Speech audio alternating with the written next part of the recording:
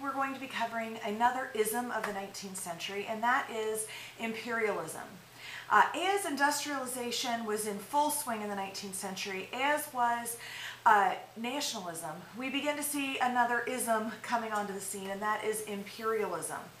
Now, imperialism of the 19th century is a little bit different than European expansion movements of the 14th, 15th, 16th centuries that we've already discussed. And that is because in the 19th century, the European nations, when they went out to conquer, they wanted to control not only the territory and the resources of that colony, but they also wanted to control the people who lived there. And that was different from areas of times of exploration prior to this, where they wanted to use the natives, but they saw them more as a resource, as a labor source. They didn't really want to educate them. They didn't want to bring any kind of benefit to them. But in the 19th century, they really do want to, in their minds, try to help these poor, backwards people that they're taking over. So it is important to recognize that the new imperialism of the 19th century is different than the exploration voyages of Christopher Columbus, of Ferdinand Magellan, of Hernando Cortez, of Francisco Pizarro. So why did this new imperialism come about? Well, there are a number of reasons for that. One, of course, is industrialization. The Industrial Revolution was in full swing. Europeans needed a number of things. First of all, they needed new marketplaces to sell their goods. Secondly, they needed new natural resources. They, in some cases, had exhausted their natural resources at home, and they needed new sources for these resources.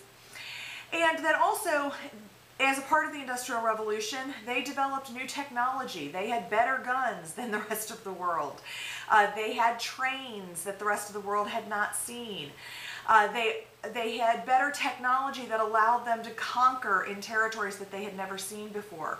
One of the best examples of the Industrial Revolution impacting imperialism is the invention of quinine, which was a vaccine for malaria. The Europeans had known about the existence of the African continent for years. Obviously, they had been exploiting and exporting slaves from the coastline for many years now by the 19th century. But they weren't able to get into, Europeans weren't able to get into the interior of Africa because of the diseases that were there, in particular malaria. In the 19th century, as a part of the Industrial Revolution, they came up with quinine, which gave Europeans the ability to physically go into the interior of Africa. And once they could do that, they simply carved up the continent. It's called the magnificent African cake that the Europeans thought was theirs for the taking. And Africa literally overnight went from being controlled by native peoples to being dominated by every European nation that could get their little square inch of that continent. And that happens in the mid to late 19th century. So industrialization had was a huge reason that this new imperialism took place. There's also economic motivators that go along with that. They needed to grow the wealth of their nation, and so by getting colonies, that allowed them to increase the wealth of their nation. There were also nationalist rivalries. Remember, nationalism is in full swing. There was a keeping up with the Joneses mentality at this time. If England got one colony, then France wanted a colony, then Germany wanted a colony, then everybody wanted their own little colony. And they couldn't let their neighboring country have more colonies than they did. And so there was a competition, so to speak, amongst the European nations as to who could grow the biggest empire. Obviously, we know Britain really won that battle. They had the biggest empire of any around. Another reason for this new imperialism was strategic. Once they would take over a particular colony, then they were thinking, okay, how are we going to get from our mother country to that colony with these ships? We need to have places to dock and to refuel. And so then they began to grab up little islands along the way from the mother country to whatever colony they were trying to get to. And so again, we see the entire globe kind of being impacted and taken over by Europeans. Another motivating factor, this is very similar to what was going on in earlier voyages of exploration, and that is a religious factor. Anytime the Europeans explored, they wanted to export their religion, and so missionaries always followed the military ships in exploration. Now, the one difference people will say in the 19th century versus the 15th century was in the 15th century, the Europeans showed up with a Bible in one hand and a sword in the other. In the 19th century, they showed up with a Bible in one hand and a gun in the other. But that's really about it. They still wanted to spread their religion to the rest of the world. The final reason for this new imperialism was a sense of racial superiority.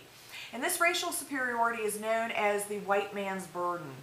The white man's burden is one of your ID terms for today. And we've kind of already covered this in the textbook a little bit. White man's burden is a belief that as a society, the European way of life was better than everybody else's. Europeans believed at this time in kind of a social Darwinism. You know, Darwin believed in the survival of the fittest. Well, they applied that concept to societies as well. And they said that societies also develop and adapt and evolve over time. Adaptations are made to societies, some stick, some don't, but the best adapted civilization will be the one to survive. Europeans believed that their civilization was the best adapted civilization, and it was the one that everybody needed to follow in order to survive. And so they really felt that it was their burden, and they called this the white man's burden for a reason. It wasn't the white man's folly. It wasn't what the white man felt like doing on a Saturday afternoon. This was what they felt like they had to do in order to help the rest of the world. It was their burden. They had to spread their civilization, their way of life, to these poor, backwards people in places like India and Africa and these island nations. These poor people that didn't know what Christianity was, that didn't know how you should set a table properly, that walked around with no shoes on and half naked. These poor people needed European civilization. And so it was their burden, their duty to take that civilization, the European way of life, and export it to the rest of the world. And the European people at the time really, truly believed that they were helping people. Now, is this philosophy racist? Well, heck yes, it is.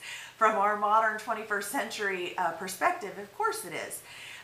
But at the time, you have to put yourself in the mentality of the people at the time, and they really believed that they were helping the people that they were colonizing. So those are just a few of the reasons why this new imperialism took shape. Now, we're going to focus on two areas this week where new imperialism took shape. One is India.